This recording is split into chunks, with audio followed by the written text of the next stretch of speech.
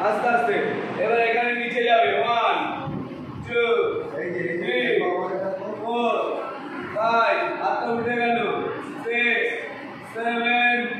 8 হয়ে গেছে এইটা তাহলে দাঁড়ালাম হাত উপরে উঠলো আমি কাউন্ট করবো আস্তে আস্তে হাত নিচে নামছে ওকে রেডি ওপরে বলুন হাত করে লুক স্ট্রেট এই হাত উঠছে কেন হয় লুক হাতটা উঠছে এটা পরে তোমার হাতটা উঠছে এটা পরে